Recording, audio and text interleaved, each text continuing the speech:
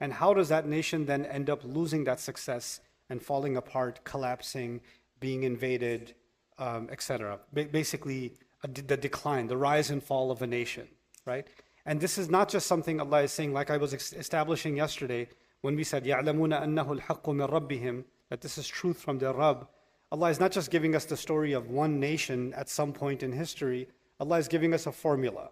And this formula is a constant. So just like something that was true in physics 500 years ago is still true in physics today, or something that was true in chemistry is still true in chemistry today, the formula works. If the components are still there, this formula still works. So if we internalize and learn from this formula, we can actually have another analysis of what happens to the rise and fall of nations. There are two lenses by which you can look at reality. You can look at reality from, I don't want to use the word secular, but you can use the word worldly. You can understand reality from a worldly lens, and you can also understand reality from a spiritual lens. There's two different lenses. And what Islam is teaching us and what the Qur'an is teaching us is actually to keep both lenses on. It's not saying you should only look at reality from a spiritual lens. And it's absolutely rejecting that you should only look at reality from a worldly material lens. So the Qur'an, Islam is not in rejection of science and political science and history and anthropology and sociology. Those are the worldly lenses. But then there's also a spiritual lens, right? So the thing is, when somebody is studying in university and they're studying political history, or in the case of the Muslims, the famous figure Ibn Khaldun, right? He studied so many nations and so much history, one of the earliest pioneer historians in the world. And he noticed some patterns in nations that rise and fall, and he made some observations. His observations were not spiritual observations. He was not studying the Qur'an and Sunnah or studying the stories of the prophets and then coming up with a formula. He was just observing nations, and he was observing what he believed was a scientific hypothesis of what happens when nations rise and what happens when nations fall. The Qur'an will not deny that. The Qur'an will enhance our view by adding, so there's one lens that's material, and you add to it another lens that's spiritual, so now you get a different perspective, right? You get this X-ray vision. You can see through things that otherwise the material lens could not have seen. This is why studying our deen alongside studying sciences is so crucial, right? What does secularism mean? Secularism means that religion is separated from every other exploration in life, right? Science is something else, religion is something else. Politics is something else, religion is something else. Psychology is something else, religion is something else, etc., etc. Every area of human life is separate. Religion is just one of those areas. It's just one shelf. But what our religion is doing is saying, once you understand the Qur'an's, the revelation's intent, then every other shelf gets affected. You start seeing it differently. You see what you originally saw, but you have an enhanced view of it. You have a more developed view of the same thing that you saw before. So from that, I want to start actually, before we get to the ayah, I want to tell you something about Ibn Khaldun's formula, what he developed as a formula, of what he thinks, how nations rise and how nations fall. And he said it in a much more articulate way. I'm giving you the dumb version, but you can read up on this yourself, inshallah. So essentially what he's saying is that there is a group of people that are not very advanced, but they are like, imagine there's a village or a tribe, but they're very close to each other.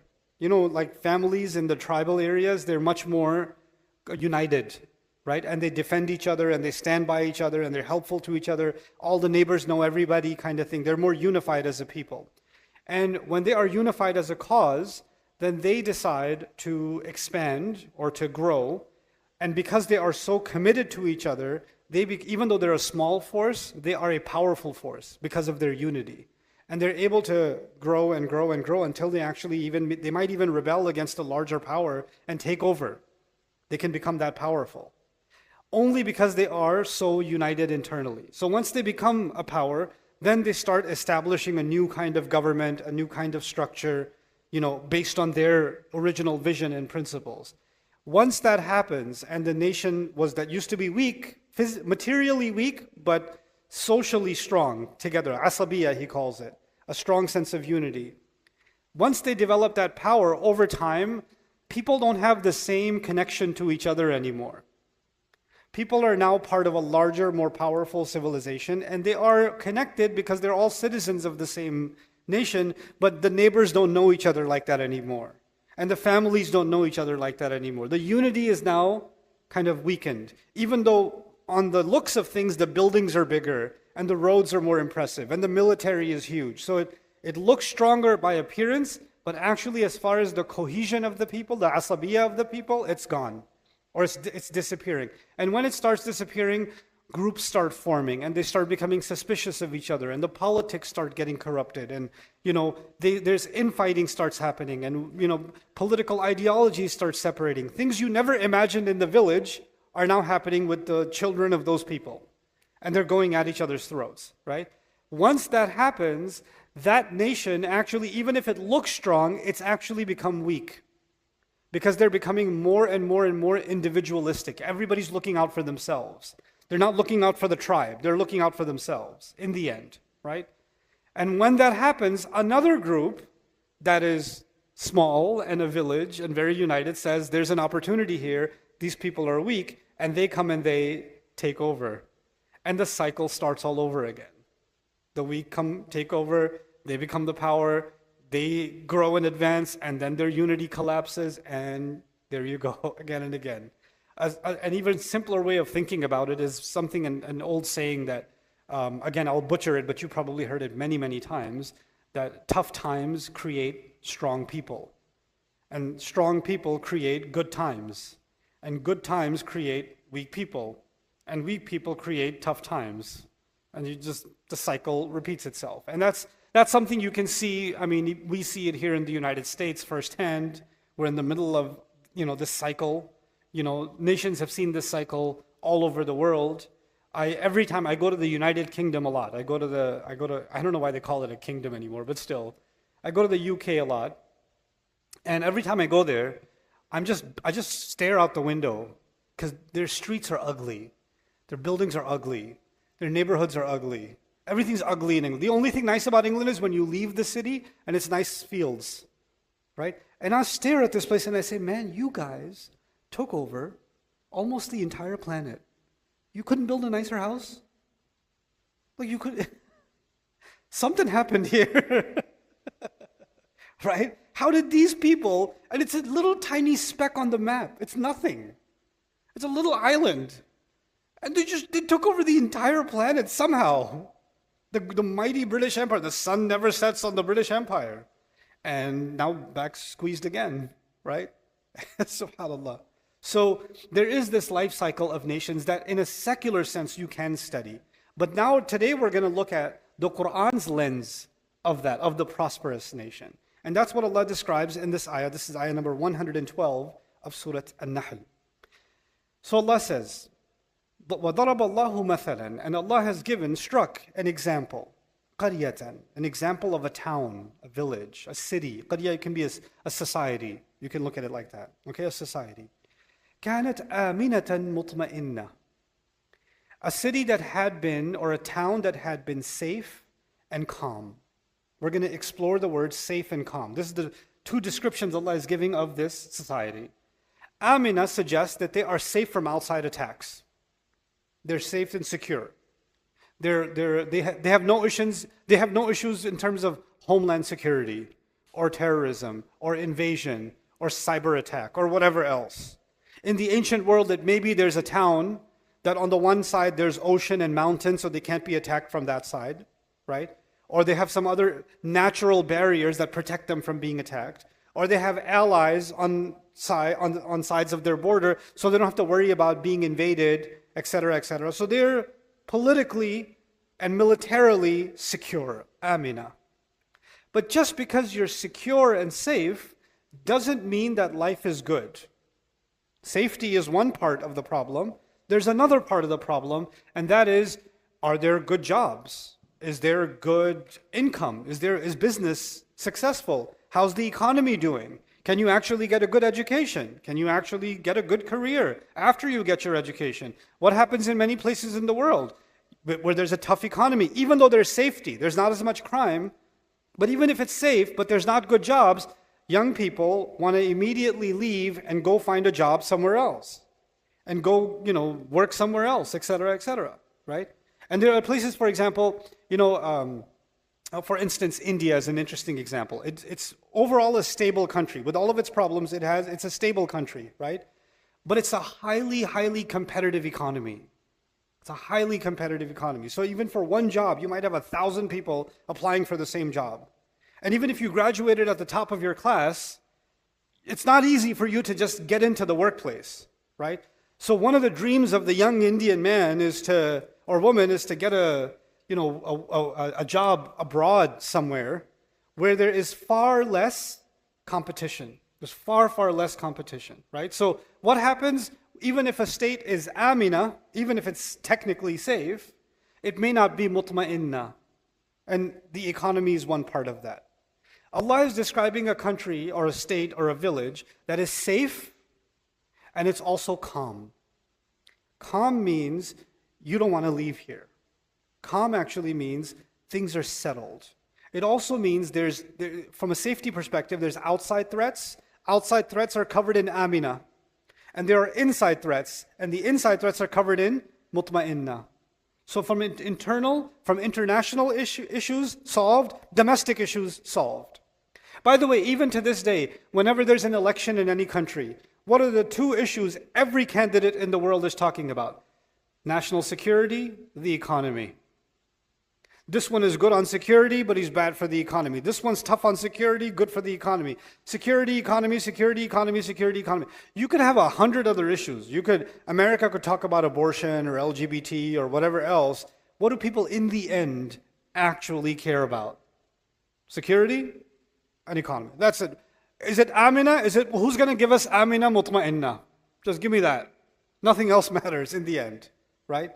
And when you ask people why did they vote for this person or that person, their answer will either come back to amina or it will come back to mutma'inna. So Allah has pinpointed at the core a society that is doing well on both of those fronts. Now imagine a society that doesn't have to worry about security, and imagine a society where the economy is so good, and life is so good, and the weather is so good, and the neighborhoods are so good, and the schools are so good, that even people growing up in that society say, yeah, even if I had a chance to move anywhere in the world, I wouldn't leave here.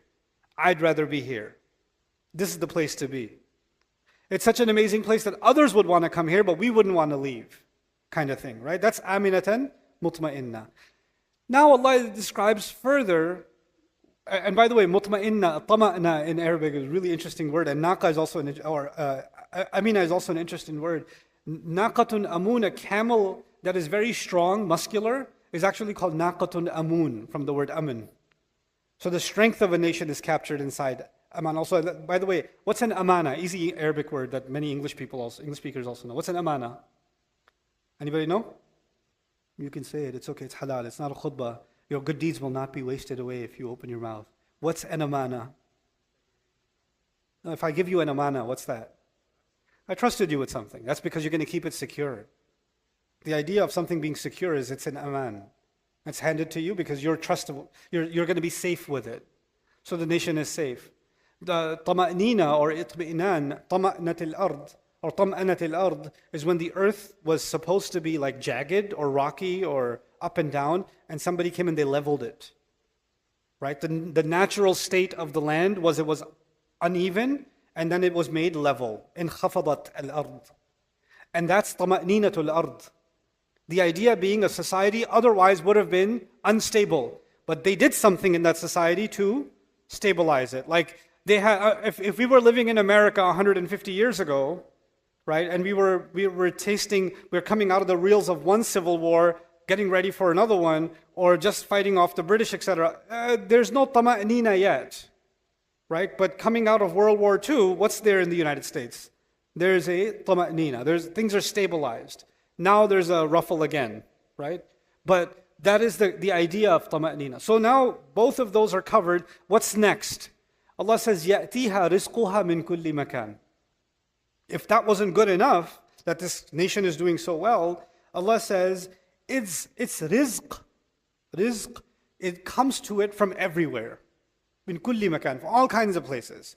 So imagine they have a seaport Imports are coming in from the sea, and they're able to export and import and make a lot of money off of their seaport. They have a natural highway or a pass through the mountains, and they're able to connect to other societies. They're getting goods, supplies, food, etc., etc. They have no issues receiving their provisions. I was reminded of the situation in Qatar some years ago. I don't know what the situation is now, but Qatar had a very serious milk problem because it's a desert society.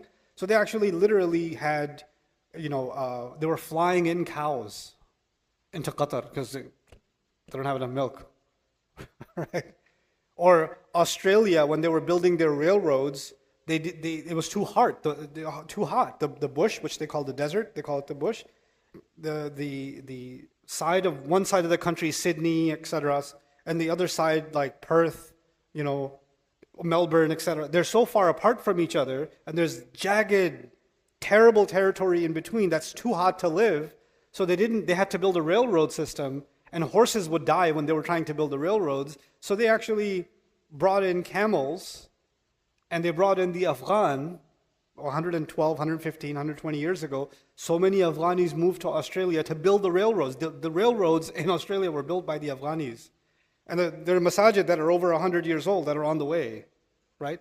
And many of the Australian indigenous folks, they don't even know that some of their ancestors are Afghan, actually. They're mixed with Afghans. So a lot of them, a lot of those generations were lost. But that nation was prosperous enough to bring whatever risk they need from everywhere else too, right? To the point where actually they developed a camel problem. They brought so many camels, the camels started overbreeding. So they had to do a culling of the camels and stuff. Like they have to mass murder camels. And then eventually the Saudis and some other countries told them, hey, you've got some pretty good camels. Why don't you start shipping them to us? So now they actually export camels to the Khalij. It's a crazy world. But يَأْتِيهَا رِزْقُهَا مِنْ كُلِّ مَكَانٍ. A society that's getting provisions from everywhere. They're getting all kinds of things sent to them, right? And that actually also suggests that they have other partners. They have international relations. Because risk cannot come from your enemy, risk has to come from your business partner. And you have to have safe pathways to be able to have a pipeline, whether it's oil or food or wheat or cotton or whatever is coming and going, it needs to pass through securely. So now Allah is describing a country that's not even secure by itself. Its economic interests are also secure.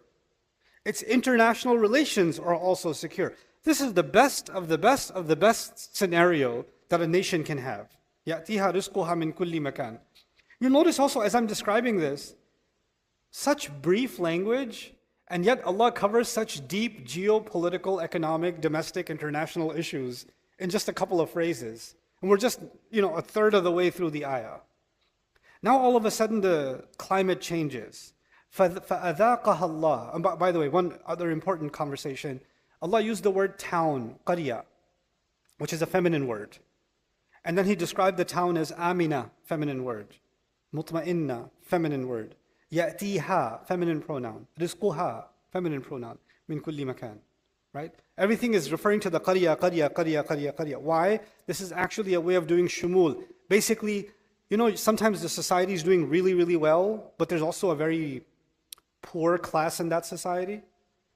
When I first came to the United States, I was 14 years old, and from the airport we went straight to the city, to New York City. And coming from Islamabad, where at nighttime, basically you don't go outside because you don't know if you're in society or you're in a jungle because it's pitch black outside, right?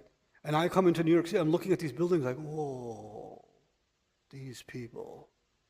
But then you stay a couple of days in the city, and then you start running into homeless people. When you start running, and if you ever go to New York, because if those of you that have lived in Texas for too long, let me give you a New York pro tip. When you're walking down here by Walmart or wherever grocery store you're going, and somebody says, "Hey, how's it going?" They're like, "Going pretty good." "How's your Ramadan?" "How you doing, sir?" "How you doing, sir?" is a common thing out here in Texas, out in the South. If somebody says, "How you doing" in New York, run. Run. The next thing that's going to happen is not going to be good for you. Cross the street, run the other way, something. That is a red flag. you realize the buildings may be beautiful, and there may be billions, maybe trillions of dollars flowing through some of these streets, just through Wall Street, just through Midtown, just through some of these universities. The amount of wealth that is passing through that tiny island may dwarf entire nations in the world. But even within that island, just go down the street after 12 o'clock and you better be careful, because you'll see a disparity, a wealth disparity. Just go to some parts of the Bronx. In some parts of the Bronx, which you go uptown high enough, and you're in the Bronx area, if you're stopping at a red light, you better know your Ayatul Kursi. And you better make sure that red light turns green quick. It's not the same. You're in a different country. You are in a different country. Go to Washington, D.C. You'll see a beautiful arc. Then you go to downtown Baltimore at nighttime. Oof. Go to Philadelphia, where UPenn is. It's beautiful. It's gorgeous. Historic buildings, etc. Hang out in Philadelphia a little bit later on at night. Or go a little bit further down the street to some of the neighborhoods. You won't believe you're in the United States. Wallahi al-azim, you will not believe you are in the first world country. You will think you're in some kind of disaster zone or somewhere. The same country, there are parts of Louisiana, Ohio, there are parts of the Midwest where you travel and you're like, this is America? What is going on here? This is not the America you see on TV. This is something else entirely. And we're not that far. I mean, even Dallas, right? Dallas downtown is spectacular, and there are parts of Dallas, if you don't know, it's remarkable. The disparity is remarkable. The reason I'm bringing that up is the ayah says kanat. It's commenting on the entire society as if there was no lower class that was suffering. Everybody was doing well. It was through and through. It was doing well. There are some societies in the world where they're able to even help the lowest tier of their society be above a certain threshold, right? I saw some of that. I don't know how long that's going to last, but I saw some of that in Europe, for example. Like one of the craziest things I saw in Denmark was I went by a small town and the guy sells strawberries. This is just last year. He sells strawberries and he left the strawberries, the basket, and he left a weighing machine, and he left a box, a cardboard box to put the money in. And he's not there, back at 4 p.m. Right? And people come, and they weigh the strawberries, and they put the money, and they go. And he doesn't care, because you know what? Why would somebody steal? And if they do, it's okay. And they don't steal. Right? I'm like, I should try that in Pakistan. With mangoes or something. Right? The honor system. Why not?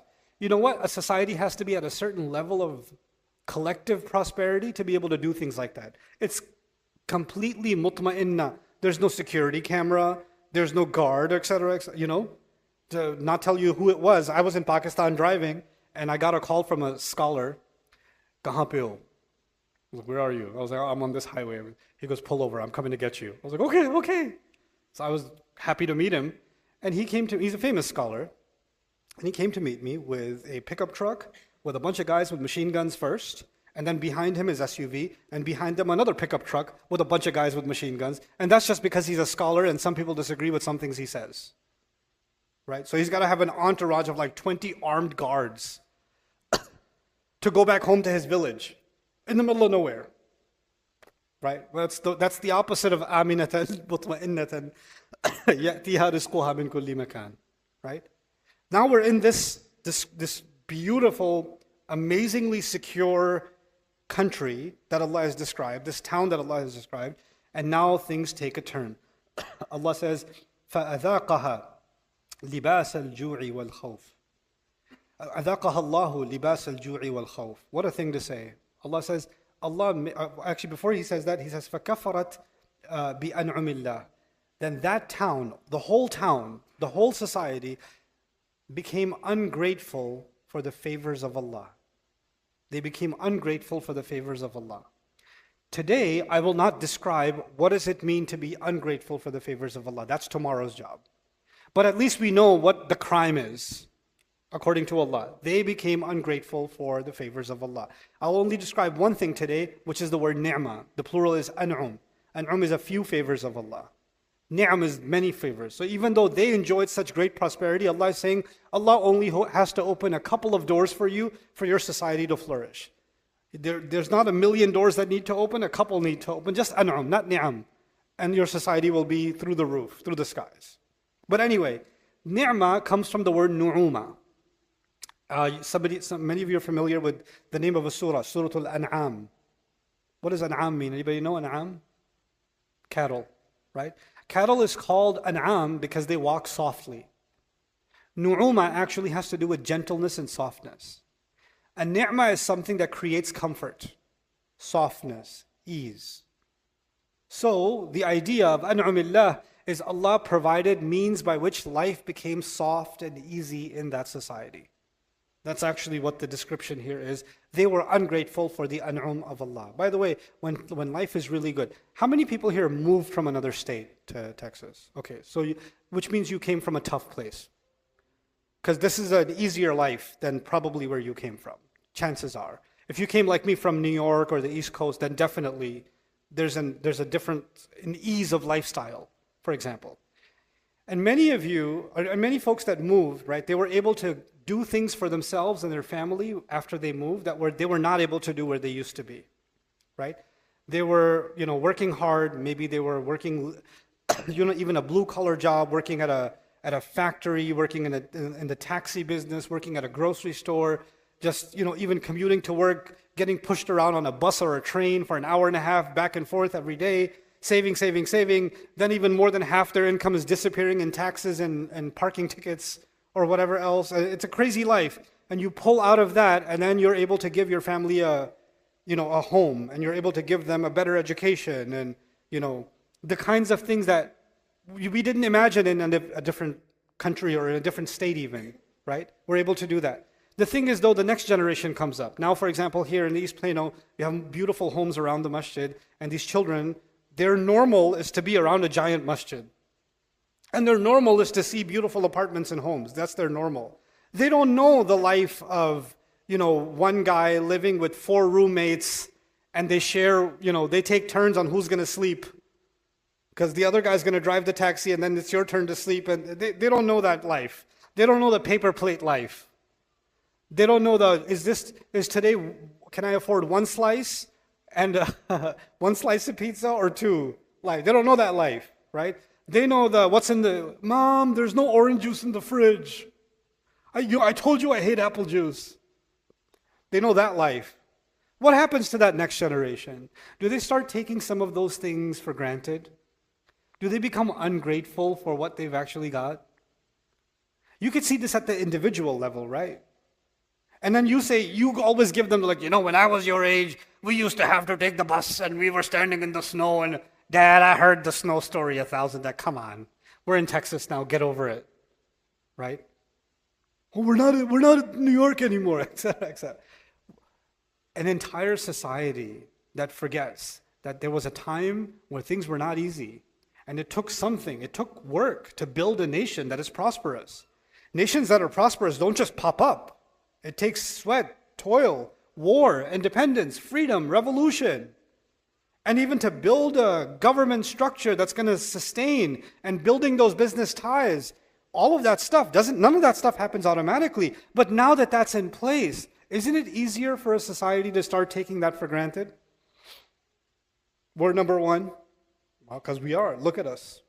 Look at our roads. Look at our streets. Did you build them? No, but we're still number one. I have nothing to do with it, but I'm still number one.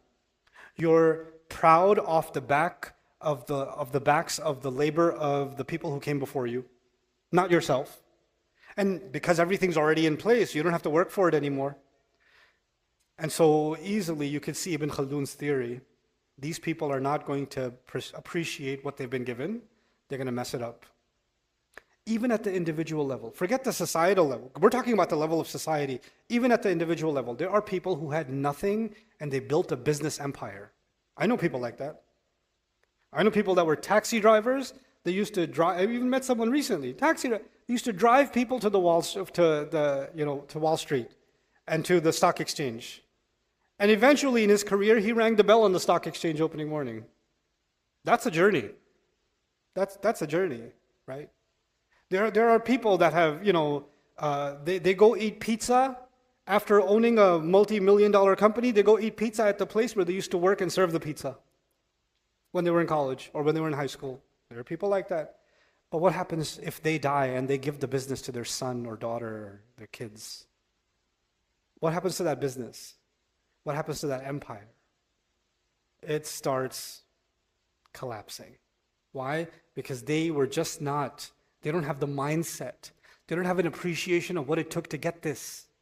You understand? This is why even kings that fought in revolutions and established a kingdom, when their son took over, what happened to the kingdom? كفرت بأنعم الله. So now tough times come.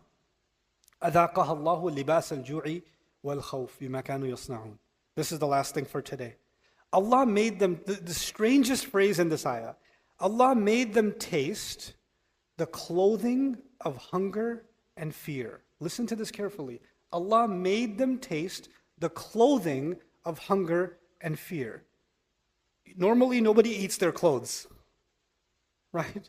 Why is Allah mentioning tasting with what? Clothing. Tasting and clothing. This is actually what you can call in English a mixed metaphor. This is isti'ara taba'iyya and isti'ara asliya fused together. A mixed metaphor. So let's understand what the purpose of that is. Clothing is something that sticks to you. Clothing is something that has luzum on you. If you're wearing full body clothes, it's touching every part of your body, right? And taste is something temporary and it's the most intense. The most intense part of your meal is when you're tasting it. Once it's gone down your stomach, unless it was a really bad Pakistani restaurant, you no longer feel the consequences, right? It's gone, it's gone.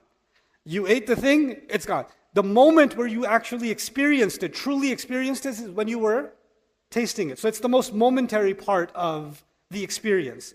But clothes, you're experiencing them all the time. Now imagine if you're wearing something itchy, or you're wearing something in the summer that's too hot, and it's a full thermal, like head to toe. You're wearing a whole thing. You know, one of those like wetsuits that scuba divers use? You're wearing one of those things and it's 100 degrees outside. What part of you is going to feel it? Every part of you. Every inch of your skin is tasting it. You understand? Allah is saying, taste may be here, but if your entire clothes are wrapped in discomfort, it's like every part of you is tasting something. So the word taste is now becoming, and it's not temporary, momentary anymore. If it's clothing, it's constant. What is the society tasting all of a sudden that's constant from every side? So Allah says, لِبَاسَ الْخَوْفِ وَالْجُوعِ فَأَذَاقَهُ اللَّهُ لِبَاسَ الْجُوعِ وَالْخَوْفِ. He made them taste the food, He made them taste the clothing of hunger and fear. Allah just described they were safe. They were safe. And they were economically calm, tranquil. Now the economic tranquility, the mutma'inna, has been replaced with ju', hunger. The shipments are no longer coming. There's a storm and the entire dock got destroyed. Or we got attacked on one of our pipelines and there's no more fuel. The trucks don't have any fuel. Or the wheat supply didn't come. The grocery stores don't have any bread. There's no eggs. There's no milk. There's no this. There's no that. There's a panic. Everybody, and the prices are skyrocketing, and people are quitting their jobs because there's a strike at the factory, and now the electricity is not working, and there's no gas at the gas stations, and there's no air conditioning, and the electricity is shutting. Oh my God! Oh my goodness! And people are terrified because first comes the hunger, and with the hunger comes terrible fear. Why? Because if there's an economic collapse. If there is an economic collapse and there's actual hunger, then people become desperate. And when people become desperate and they can't get their food for their family through legitimate means, how are they going to get it?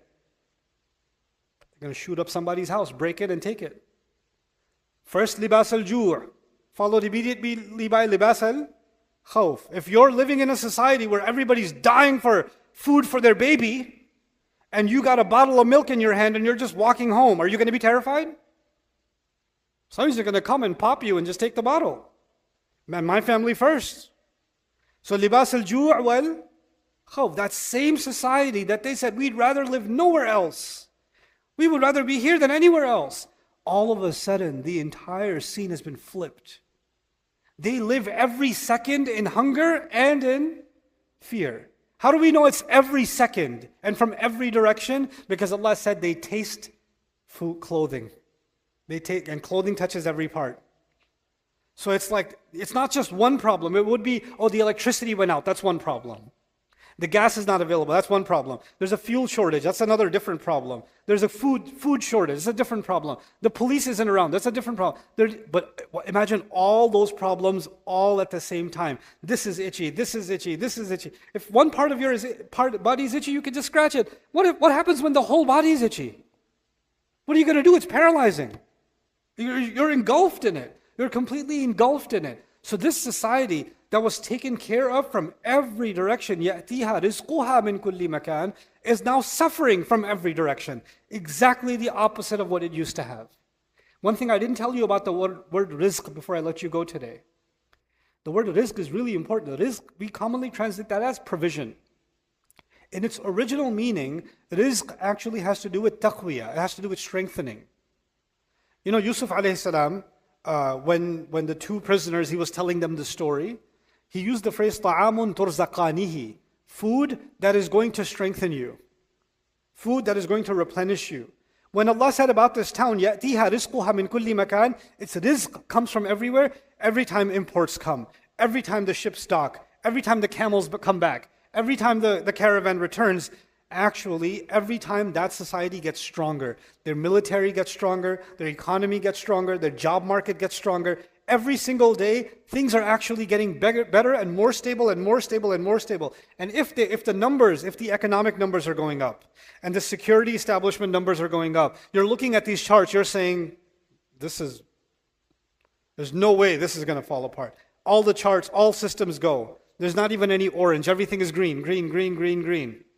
There's no red flags. There's no red alert. And all of a sudden, without notice, أَذَاقَهَا اللَّهُ لِبَاسَ الْجُوعِ وَالْخَوْفِ. But Allah says, بِمَا كَانُوا يَصْنَعُونَ, because of what they used to do. So now we see two reasons why this happened to them. The first reason was they were ungrateful for the favors of Allah. We don't know what that means in depth yet. But that is the reason Allah is giving. And the second is they used to do something. Those two reasons have been given in one ayah. This is why they were given these punishments. By the way, the next ayah will be about a messenger that came and warned them, and that's a different kind of punishment. So what we're reading about right now doesn't even have to do with prophets. Does not have to do with prophets came, they disbelieved in the prophets, and then Allah made them suffer, etc., etc. We're not talking about that. We're just talking about any nation that used to enjoy security and they committed two crimes. So we're going to have to understand those two crimes deeply. One, ingratitude of the favors of Allah, and two, something they used to do. بِمَا كَانُوا يَصْنَعُونَ. They used to do it. And those are the reasons that society, as prosperous as it was, it collapsed. 5 minutes and I'm done. Please listen to this part extremely carefully. The first observation I want you to take with you, which we're going to build on tomorrow, is this is ayah number 112 of Surah Al-Nahl. This is near the end of the surah. This is near the end of the surah. It's a very long Meccan surah. Allah has actually already told us, established in this surah, what does it mean to be grateful? And Allah has already established what kinds of behaviors do people do that are punishable. That's been elaborated throughout the surah in great detail. At the end, near the end of this surah, Allah is now saying these two things. They're ungrateful and they're up to no good. So by the time we get to this phrase, what's Allah already done? He's already given us a very deep education of what it means to be grateful and what kinds of behaviors to avoid. So what's our job tomorrow? Explore what happened in this surah when it talks about gratitude, so we can learn something about that. And what happens about, what is it referring to when it says this behavior that got them to their collapse? Because if you don't do that, and you look at this ayah, you say, well, what did they used to do? Allah didn't really say in this ayah. Where did He say it? Well, there's a whole long surah that was dedicated to describing this phenomenon. That's one critical observation about this ayah that I want you to take home with you. The second observation, about this ayah that I would be missing something if I didn't share with you today, is that Allah Azza wa Jal has given us in مَا كَانُوا يَصْنَعُونَ. There are behaviors that society does very strategically. يَصْنَعُونَ. Sun'a is not just doing something, is doing something with expertise. Doing something with expertise. If I drank a bottle of water, this is not sun'a. But if I designed a bottle of water, that would be sun'a. Sun'a. Societies exert a lot of expertise to build their strength. They exert a lot of expertise. The society that Allah just described, it didn't happen from fools. It happened with the sweat and labor and thought of experts. From the sunnah. They built that society. But it's so strange that Allah is saying the thing that they were building, as they were building this strong society, was already building their own destruction. Something was missing in what they were building. And the way to leave this in your mind as I leave you, imagine somebody who's designing a human body. And they make it look exactly like the human body. Replica, like the Madame Tussauds statues, right? Or those sculptures, right? And they're even down to veins and organs. They're able to replicate the image of the perfect human body. They're able to design that. What's missing? Life. You can't pour life, even if you designed it, you can't pour life into it. It's missing something. And if you don't have life in it, what's going to happen to the sculpture? It's going to collapse. Human beings will design amazing things with one lens, the material lens. And it'll look amazing. It'll look like the most amazing buildings in New York or the best highways you've ever seen. And you'll say, man, these people have everything. They're building something so amazing. They have so much sun'a, ma kanu yasna'un. But while they're building something materially that's so impressive, something is missing. Something is missing. Now the body is there, but the soul isn't there, right? The body may be impressive, but the soul isn't there. They're building a society where the economics are there, the politics are there, the social structures are there, the education systems are there, the infrastructure is there, the protection of the habitat is there. All of these things are there. That's all the body. What's missing? The soul is missing. And when the soul is missing, that body will decay just like a corpse that looks fresh. What's going to happen to the corpse? It's going to disintegrate. It's going to disintegrate. So there's a soul to a society, not just a body to a society. We get so impressed with the body of a society. Fir'aun used to say Musa alayhi salam is a threat because we have an amazing society. And he used to tell his people, protect this country from Musa because he will get rid of your amazing society. وَيَذْهَبَ بِطَرِيقَتِكُمُ الْمُثْلَى. Musa and Harun are going to destroy your amazing society. And by the way, to this day, tourists go and look at how amazing their society was. Because the body of that society was in fact amazing. But the reason it collapsed was not because the body wasn't well designed enough. The reason it collapsed was the soul of that society. I started with Ibn Khaldun's formula. You remember that? I'm going to end with Allah has the solution to Ibn Khaldun's problem. Ibn Khaldun presented a problem. Societies are bound to collapse when they become successful. They're bound to collapse. Allah is going to show us in this surah, how do you keep a society progressing and allow it to continue to stay progressing and not collapse? Look at what happened to the Muslims. Look at what happened to the Muslims in the last 500 years. Where were we 300 years ago, 400 years ago even? Many people here are from South Asia. The Mughals owned 25% of the GDP of the planet. 25% of the GDP of the planet. The British used to go to India to get a better life. The Europeans used to run away from Europe and go to India because the Muslims had a society where you had freedom of religion. Because you could be a Sikh, or you could be a Hindu, or a Christian, or a Jew, or a Shia, or a Sunni, or whatever else, and you can practice your religion and still flourish in that society. But if you were in Europe, if you're Catholic and you're walking down a Protestant street, you're going to get killed. If you're a Jew, inna lillahi wa inna ilayhi raji'un. That was Europe. And where did they couldn't understand what this thing is. Freedom of religion, the exploration of science, development, infrastructure, architecture. The architecture, when the British, when they came to India, they saw so much gold in the hands of the Muslims in their economy. The king thought they figured out a way to create gold.